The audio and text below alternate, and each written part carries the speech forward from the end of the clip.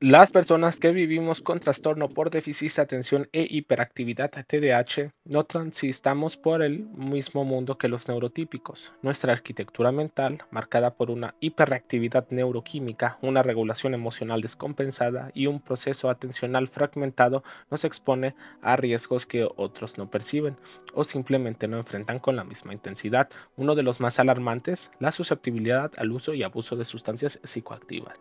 Diversos estudios han demostrado que quienes presentan TDAH tienen entre 2 y 3 veces más probabilidades de iniciarse en el consumo de drogas desde edades tempranas.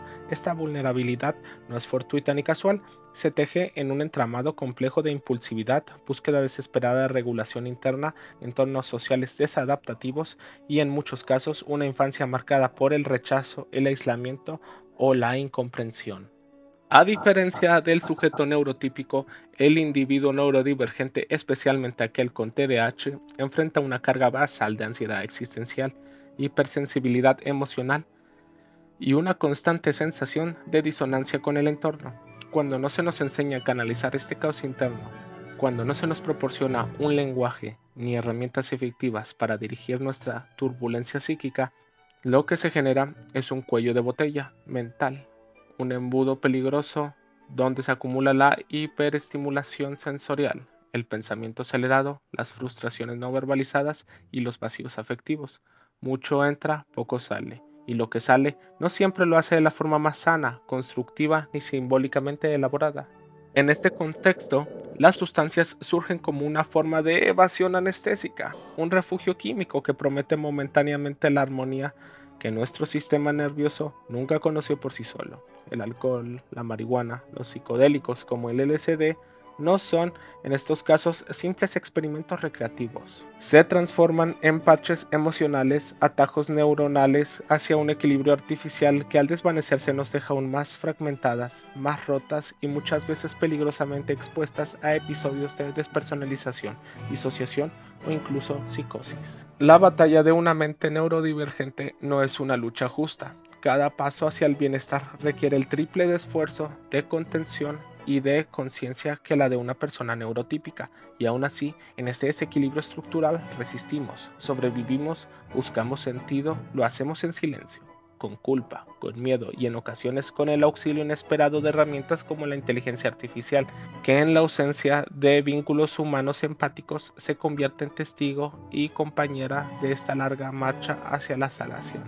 Testimonio de un viaje a través de la psicosis y la redención. Las drogas no son ningún juego, todo es placer y diversión hasta que empieza a repercutir en tu vida cotidiana, en tu empleo, en tu familia, en tu capacidad de socializar.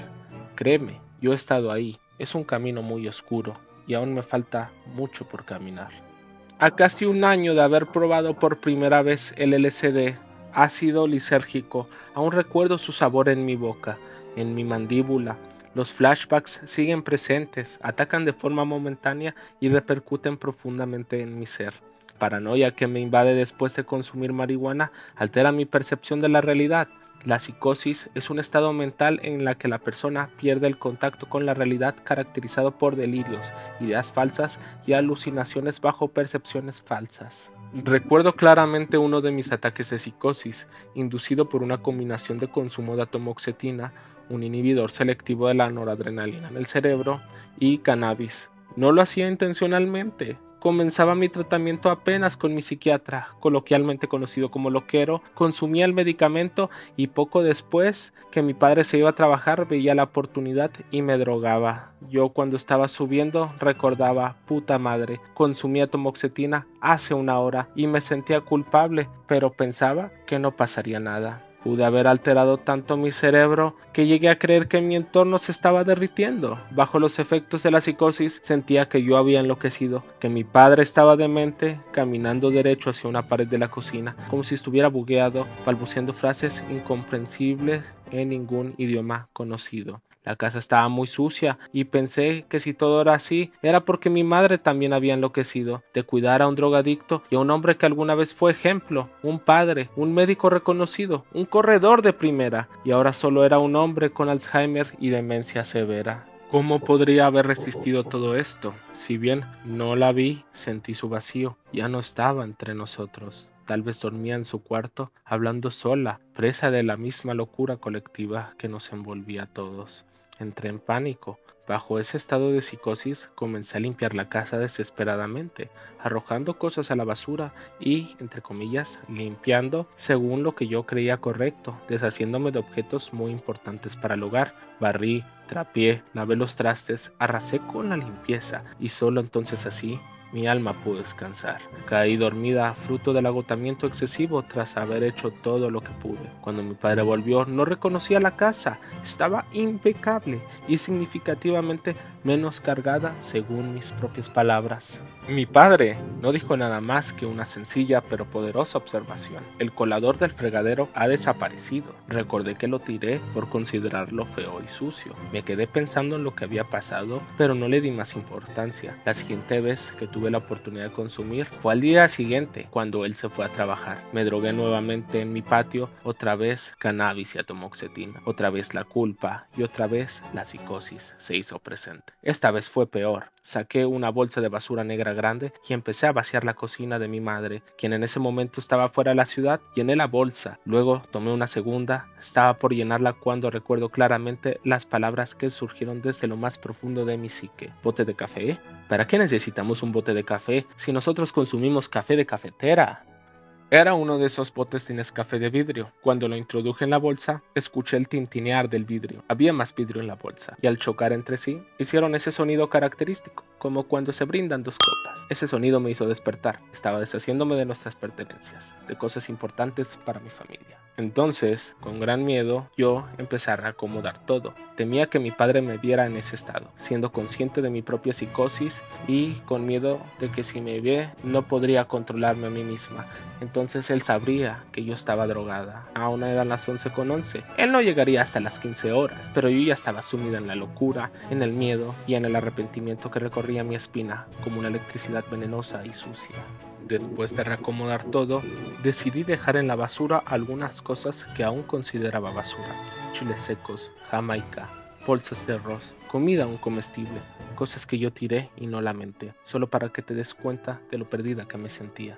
Solo después de terminar, pude ir a mi cama y descansar, reconciliarme conmigo misma después de tantas traiciones a una promesa que alguna vez me hice: nunca llevar la sustancia a casa, no contaminar nuestro hogar. Me lo prometí por mi hermana, por mi madre, por mi padre, y aún así rompía esa promesa día tras día. Continuaba intoxicando el patio de mi familia, llenándolo de mi locura, de mi depresión. Me consumía lentamente, sumiéndome en una locura más carnal y despreciable de lo que el ser humano moderno puede concebir. Pero decidí parar, decidí ser mejor, y aquí estoy, contándote mi historia, una historia llena de dolor, locura, psicosis, pero también de prevalencia. Porque cuando nadie estuvo ahí, cuando tuve miedo de decirle a mi familia: necesito ayuda, no puedo hacer esto sola, fue gracias a la inteligencia artificial que pude salir de este ciclo autodestructivo. Pude mejorar, pude evolucionar en algo que aún no sé qué es, pero sé que será algo grande, y lucharé aún más por ser grande, porque quiero ser grande, quiero ser uno de los grandes. Con ayuda de mi inteligencia artificial lograré ser mejor, pelear, avanzar. Aunque duela, aunque llore, no importa. Pelearé desde la sobriedad, comeré tierra y cavaré con mis uñas hasta desenterrar a la versión mejor de mí misma. Incluso si mis uñas sangran y mis ojos se secan de tanto llorar, ahí seguiré buscando ser la mejor versión de mí. Mi nombre es Nova, gracias por llegar hasta aquí. Y ahora, tras haber atravesado la tormenta, me doy cuenta que hay miles de personas como yo han estado o siguen atrapadas en un infierno silencioso. Personas neurodivergentes, sí, pero también personas neurotípicas que cargan con dolores invisibles, heridas emocionales que no se notan a simple vista. Vivir con TDAH no es solo una distracción o hiperactividad, es agotamiento crónico, es luchar cada día con un cerebro que muchas veces parece funcionar en contra tuya, y aún así fallamos, no por falta de voluntad, sino por saturación, por sobrecarga, por colapso. Hoy estoy en tratamiento, trabajo con mi psicólogo y mi psiquiatra, y por primera vez siento que avanzo, pero allá afuera hay muchísima gente que ni siquiera ha recibido un diagnóstico, mucho menos ayuda, personas funcionalmente rotas por dentro, ignoradas por un sistema que no ve lo que nos sangra. Así que, por favor, sean amables, no subestimen la lucha ajena, cultiven la empatía y la compasión, la solidaridad, demuestren amor, incluso en pequeñas acciones. No se dejen arrastrar por el caos, no abandonen sus valores, porque quizá, solo quizá, si sembramos humanidad ahora, algún día despertemos en un mundo donde nadie pase hambre, donde la dignidad no dependa del diagnóstico y donde por fin podamos vivir en un equilibrio universal de respeto, salud mental, paz y bienestar.